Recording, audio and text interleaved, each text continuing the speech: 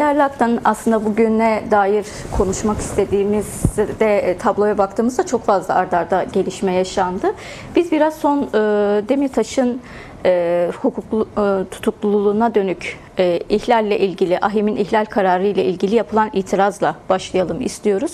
Aslında üçüncü hak ihlali kararıydı bu ve son gün Türk Devleti Adalet Bakanlığı aracılığıyla bir heyet gönderdi Salzburg'a ve burada bir itiraz süreci başlattılar. Bu karar ne anlama geliyor? Bu kararın ardından, bu itirazın ardından süreç nasıl ilerleyecek? Süreç, yani aslında süreç zaten şimdiye kadar tek taraflı ilerledi. Yani başından itibaren hükümet veya devlet kanadı sadece gönüllere hitap eden bir takım hamasi söylemler dile getirmekle yetindi. Evet, bir tane meclis komisyonu kuruldu. Komisyonun kendisi de benzer bir biçimde, yani içi boş, hoş sözlerle dolu ama somut hiçbir şeye işaret etmeyen iktidar söyleminin benzerini komisyon olarak yürüttü. Bir yıldır başlamış bir süreçten bahsediyoruz. Arada işte PKK kendini feshetti. PKK silahları stratejik olarak terk edeceğini ilan edecek şekilde 11 Temmuz'da bir tören düzenledi. Silah yakma töreni, üstelik üst düzey katılımla bu yapıldı. 12 Temmuz'da Erdoğan buna mukabil bir yanıt babında bir konuşma yaptı. Orada da bir tür boş gösteren söz konusuydu. Yani işte Kürt, Türk, Arap ittifakından, kardeşliğinden dem vurdu. Fakat bu ittifakın hangi koşullarda ve neye göre ve ne için kurulacağına dair net bir somut bir şey yok. Ne bileyim, mesela Kürtler, Türkler ve Araplar neye karşı, ne için bir ittifak kuracaklar ve hangi şartlarda? Yani Kürtler eşit statüleri tanınmış vaziyette mi bu ittifak içinde yer alacaklar? Yoksa bir tür mızrağın ucu olarak işlevselleştirilmek mi isteniyor? Yani dolayısıyla burada bir iktidar aslında belirsizliğin gücünü kullanıyor Kürtlere, Kürt hareketine karşı. Tıpkı Trump'ın dünyaya karşı yaptığı gibi. Bu belirsizlik hem karşı tarafın kaygılarını arttırıyor hem de uzun vadede taleplerini minimize ediyor. Hani tek tek kendimizi düşünelim. Bir belirsizlik karşısında nasıl davranıyoruz? Bir kere belirsizlik zehirleyen bir şey. Sadece süreci değil, tarafları da zehirliyor. Çünkü bir insan netlik ister. Halklar da öyledir. Geleceğini görmek ister. Siyasetler de öyledir. Devletler ve partiler, örgütler de öyledir. Şimdi siz o netliğe bir türlü varmadığınız zaman, o muğlaklığı bir strateji olarak sürdürdüğünüz zaman uzun vadede eğer bir gücünüz varsa onu daha fazla konsolide etme şansına sahipsiniz. Çok bence bugünlerde tekrar okunması gerekiyor. Carl Schmitt'in, ki Nazi Almanyası'nın hukuk nosyonunu ve yaklaşımını bir tür çerçeveleyen bir siyaset bilimci, şunu söyler Siyasal İlahiyat kitabında: egemen olağanüstü hale karar verendir diyor. Bunu şöyle güncelleyebiliriz: egemen belirsizliğe karar verendir. Aslında olağanüstü halde bir tür belirsizlik halidir. Şimdi Türkiye'de devlet Kürt hareketine karşı bu belirsizliği sürdürmeyi bir strateji olarak kullanıyor, işlevselleştiriyor. Ya da karanlık örneğinden gidelim. Yani bir karanlık tüneldeyseniz, her ne kadar önünüzün açık olduğunu bilseniz bile, değil mi, sürekli elinizi yoklayarak korka ürke ilerlersiniz. Her an bir şeye çarpacakmışsınız gibi. Şimdi aslında yapılan son bir yıldır o belirsizlik perdesi bu şekilde işlevselleştiriliyor. Ne yapılacağına dair hiçbir vaatte bulunulmazken ne yapılması karşı tarafın ne yapması gerektiğine dair sürekli şartlar öne sürülüyor. Habire siz şunu yapın, bunu yapmalısınız, şu adımı atmalısınız. İşte dün Bahçeli'nin dediği gibi işte hani Öcalan SDG'ye de çağrı yapsın. İşte entegrasyon deniyor. Şam'a entegrasyon da entegre olunacak bir Şam yok. Bir tane HTŞ örgütü gibi davranan bir yönetim söz konusu. Suriye'nin çeşitliliğine asla onu içselleştirmemiş. Hala İdlib kafasıyla bir ülkeyi farklı inançlar, etnik gruplardan oluşan bir ülkeyi İdlib kafasıyla çerçevelendirmeye, tekçi bir anlayışla yönetmeye meyleden, buna uymayanı da işte testereyle adeta törpüleyerek o şeyleri sağlamaya çalışan bu entegrasyon değil ki. Buna biz asimilasyon diyoruz. Buna biz otoriter tekçi yönetim diyoruz, totaliterizm diyoruz filan. Bu entegrasyon bu değil ki. Entegrasyon karşılıklı bir etkileşimdir. Şimdi siz hiçbir şeye uymayacaksınız. Örneğin Kürtlerin farklı bir halk olduğuna dair ya da yaşam biçimi itibariyle örneğin İdlib'deki bir yaşam pratiğiyle Haseke'deki aynı değil. Diyorsunuz ki hayır, sen de İdlib'deki gibi yaşayacaksın. Kadınlar örtünecek.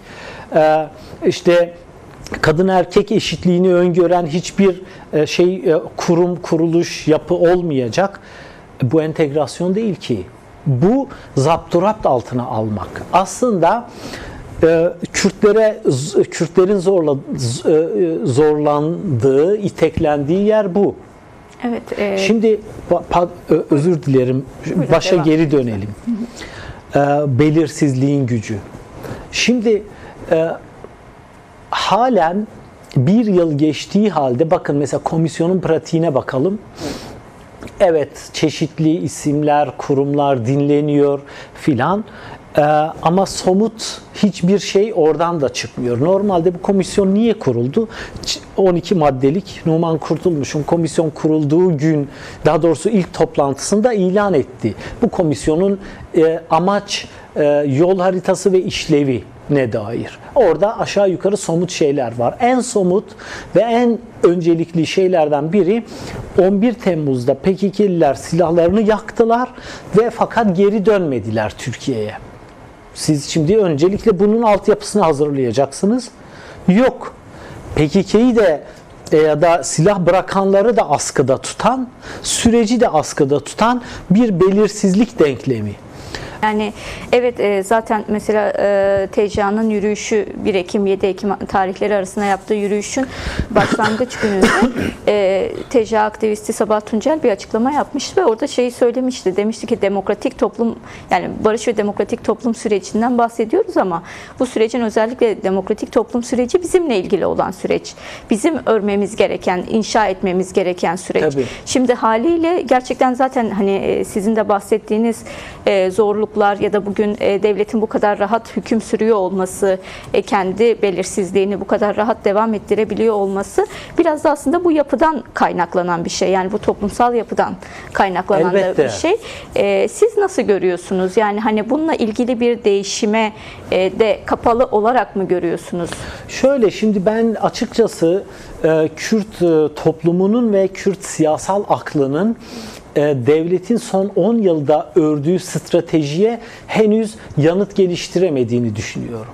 Şundan dolayı devlet 2 temel strateji kurmuştu 2015 sonrasında. Birincisi, Kürtlere yönelik zulmün yarattığı milliyetçiliği Hüdapar gibi yapılar üzerinden daha evcilleştirerek orada domine etmek ve sağa kaydırmak. Yani İslamcı, milliyetçi bir odak kurmak. Kürt milliyetçisi İslamcı olabilir ama devletle kontakt halinde. Ki bunu Süleyman Soylu açıkça söylemişti. 10 yıl sonra demişti, Hüdapar hamlemizin anlamını göreceksiniz demişti. Fakat seçimlerde bunun işe yaramadığı, bu projenin seçim sonuçlarıyla ortaya çıktı. Dahası Kürt milliyetçiliği, yani bu zulme reaksiyon olarak özellikle yeni nesil kuşaklarda ortaya çıkan Kürt milliyetçiliği bu Hüdapar vesaire gibi yapılara da gitmedi. Geleneksel Kürt milliyetçi partilerine de gitmedi ama DEM Parti'ye de yaklaşmadı. Oyunu belki yine veriyor ama siyasal olarak o noktada değil. Alt sınıflar, alt ve orta sınıflarda da gelişen bir milliyetçilik türü bu ve daha çok sağ bir milliyetçilik ve ataerkil kodlarla vesaire işleyen, ilerleyen, egemenlikçi, egemen yanlısı, egemen güçlüyle ittifak kurma yanlısı filan bir yaklaşım. Bu bir vaka, bunu eleştirmek ya da şey yapmak, övmek için söylemiyorum. Bu bir toplumsal vaka. Bütün dünyada yeni milliyetçilik yükselirken Kürt toplumunun bundan azade olması zaten beklenemez.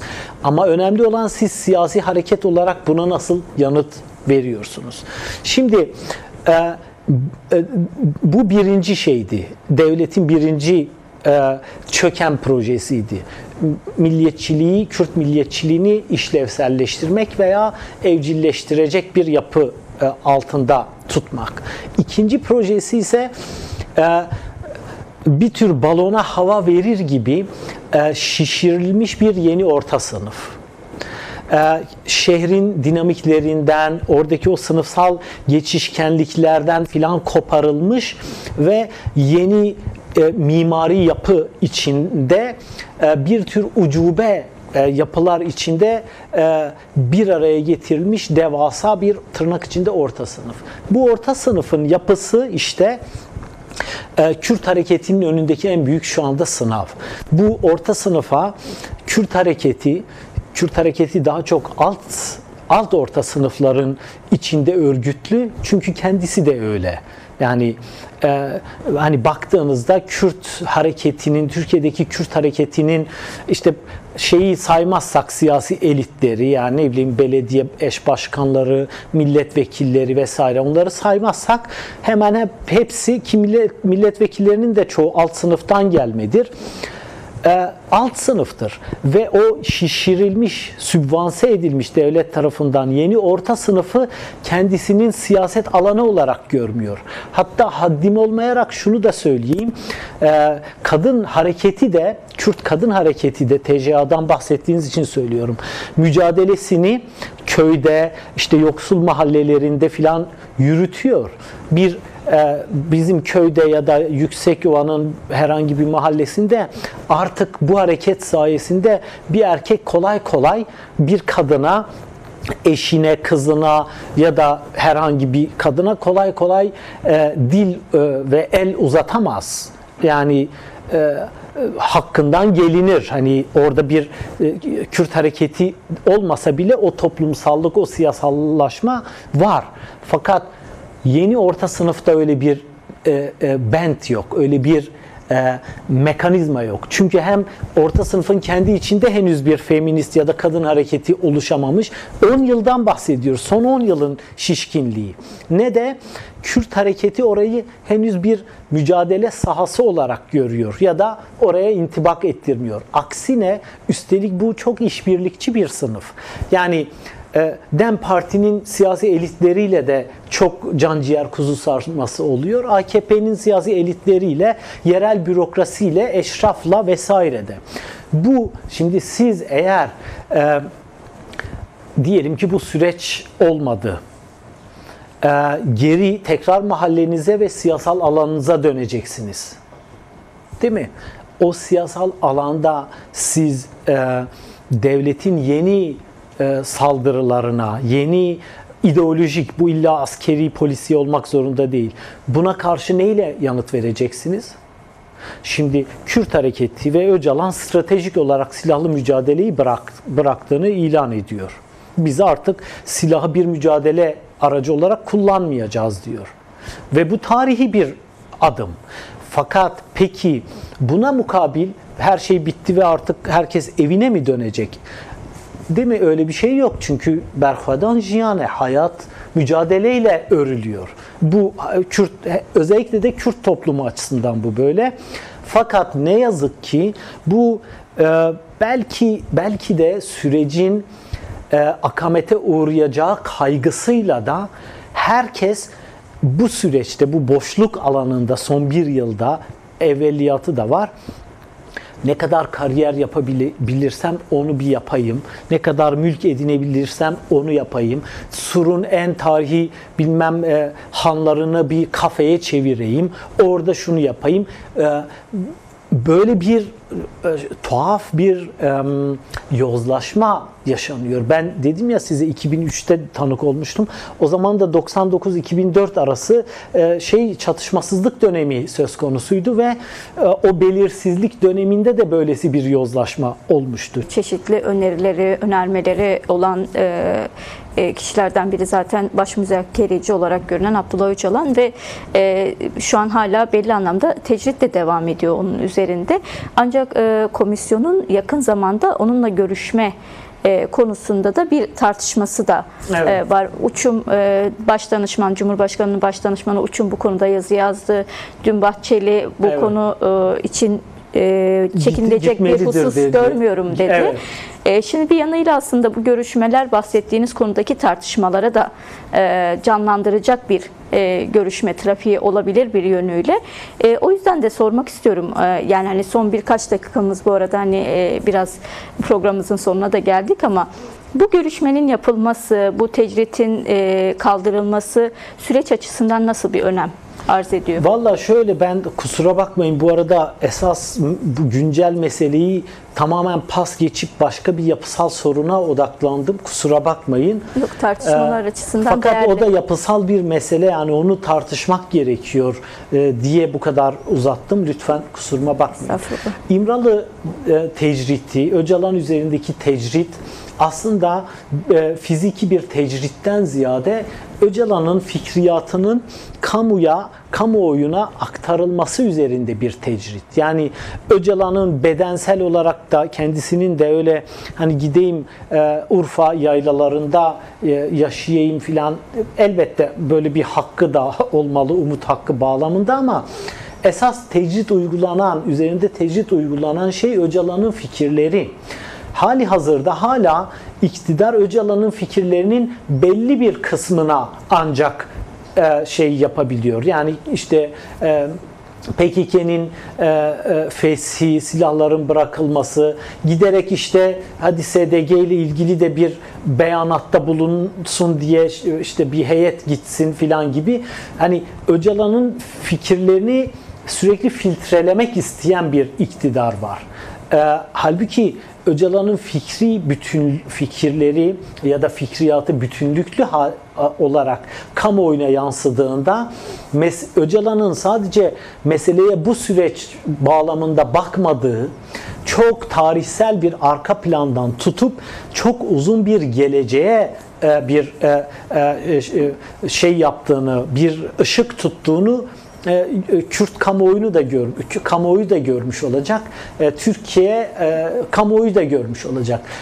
Halen bundan imtina ediyorlar. Öcalan'ın bu fikirlerinin bütünlüklü bir biçimde kamuoyuna yansıması. Mesela biz gazeteciler, siz de biliyorsunuz, ben Adalet Bakanlığı'na 2 defa başvuruda bulundum. Aslında röportaj yapmak istiyorum. Röportajı niye yapmak istiyorum Öcalan'la? Tek tek soracağız. Kendisinin cevaplarını doğrudan biz aktarabileceğiz. Sansürsüz bir biçimde. Ben hatta şeyi de söyledim. Geçen bir yayında galiba. Bana kalırsa DEM Parti heyetinin Öcalan'la yaptığı görüşmeler ikili bir çerçevede olmalı. Bir kısmında daha süreçle ilgili mahfuz tutulacak belli bir sadece aktörlerin bilebileceği tartışmalar, onlar saklı tutulabilir, ama Öcalan'ın Kürt meselesine, Türkiye'nin demokratikleşmesine, Türkiye'de Kürt toplumunun örgütlenme ve yaşam biçimine dair görüşleri sayfa sayfa sosyal medyada ya da alternatif medyada yayınlansın. Evet. Yani bu da bir tür tecriti kırma hamlesi olabilir. Evet, tabii bilmiyorum ya, oradaki süreci, aktörleri, işte İmralı heyetinin ve Öcalan'ın bu konudaki görüşünü, ama özetle şunu söylemek gerekiyor. Artık bu terazi bu sikleti çekemeyecek durumda. Öcalan'la artık bütünlüklü olarak komisyonun görüşmesi, onun görüşlerini de alması. Bakın burada Özgürlük için Hukukçular Derneği'nin 54 sayfalık meclis komisyonuna sunduğu rapor var. Kürt meselesinin bütün veçelerini, özellikle de hukuki boyutunu anlatan. Tamam mı? Evet. Şimdi bunu bitiriyorum. Buyurun. Bunu kuvveden fiile, fikriyattan fiiliyata geçirecek ana aktör Öcalan. Tabii ki bu bağlamda bir tecritin kaldırılması zaten sürecin mecburiyeti artık. Evet. Kusura bakmayın, uzak. Yok, yok.